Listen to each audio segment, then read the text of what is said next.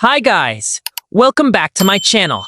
In this video, I will show you how to make a YouTube channel step by step. So if you are a beginner, this video is perfect for you. Let's get started. First, open your browser and go to YouTube. Now, click on the Sign In button at the top right corner. Here, log in with your Google account. If you don't have a Google account, you can create one easily. After signing in, click on your profile icon. Now click on Create a Channel. You will see two options, use your name or create a custom name. Choose a custom name if you want a unique channel name.